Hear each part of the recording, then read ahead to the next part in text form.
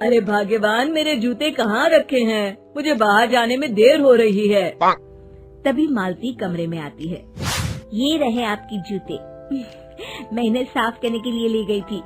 अरे वाह, तुम कितनी समझदार हो। मेरे बिना कुछ कहे ही सारे काम कर देती हो। तभी मालती झिझकते हुए रमेश से कहती है, सुनिए जी, आपसे एक बात कहूँ, बुरा तो नहीं मानेंगे ना? अरे नहीं नहीं, बेफिक्र होकर कहो। शादी से पहले मैं अपने मायके में नौकरी करती थी। मैं चाहती हूँ कि अब मैं फिर से नौकरी करना शुरू कर दूँ। वैसे भी सारा दिन घर में बोर हो जाती हूँ। देखो मालती, तुम्हारे नौकरी करने से मुझे कोई एतराज नहीं है, लेकिन तुम्हें एक बात बता दूं, हमारे खानदान में आज तक कभी किसी औरत ने नौकरी नहीं की। फिर भी एक बार तुम माँ से पूछ कर देखो, अगर वो तुम्हें नौकरी करने की इजाजत दे देती है तो अच्छी बात है। रमेश वहाँ से चला जाता है। फिर उसी शाम मालती अपनी सास के पैर दबा रही होती है।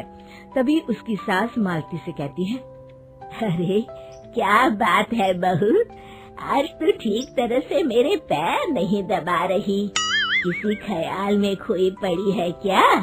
मैं भी तो जानूं आखिर बात क्या है। दरअसल वो माँ जी। अरे हाँ हाँ बोलो, इतना सोच क्यों रही हो? माँ जी, अगर आप बुरा न माने तो मैं नौकरी करना चाहती हूँ। घर के काम करने के बाद मेरे पास काफी वक्त बच जाता है। मालती की ये बात सुनकर उसकी सास गुस्से में कहती है, अरे बहू, तेरी तबीयत तो ठीक है ना? आज ये कैसी बहकी बातें कर रही है?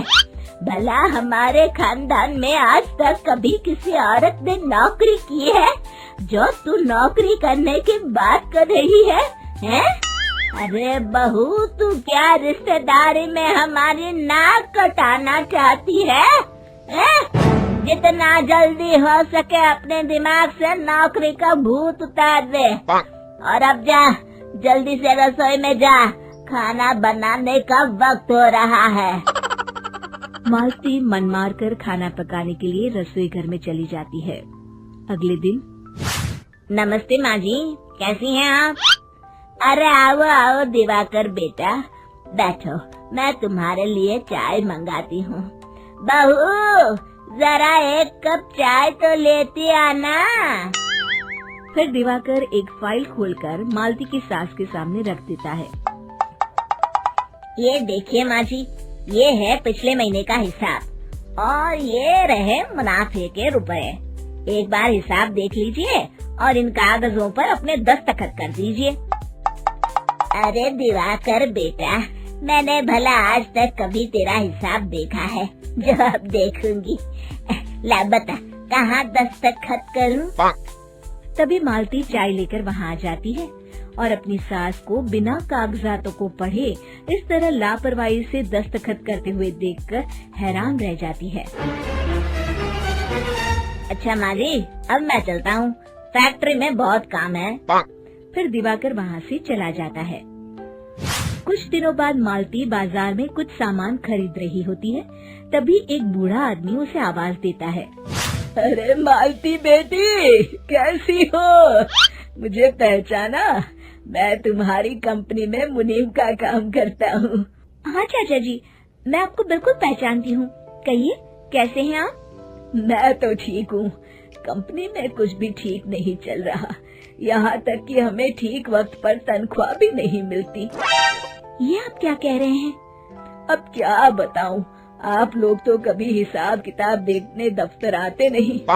मेरी मानो तो एक बार आप लोग दफ्तर आकर सारा हिसाब किताब देख लो, आपको असलियत पता चल जाएगी। अच्छा बेटी, अब मैं चलता हूँ, देर हो रही है। फिर वो बूढ़ा वहाँ से चला जाता है। वहीं दूसरी तरफ मालती घर पहुंचकर अपनी सास को सारी बात बताती है। तभी वहाँ रमेश भी आ जाता है, लेकिन मालती की सास मालती की किसी भी बात पर विश्वास नहीं करती। तभी रमेश कहता है, अरे माँ, बिना आग के कभी धुआं नहीं उठता। जब मालती इतना कह रही है तो हमें एक बार दफ्तर चलकर देख लेना चाहिए। वैसे भी हम लोग काफी दिन से अपने दफ्तर नहीं गए हैं।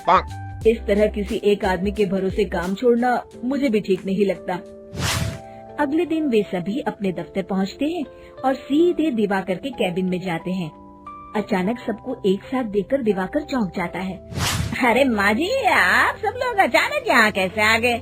अगर कुछ काम था तो मुझे एक फोन कर दिया होता, मैं आपके घर आ जाता।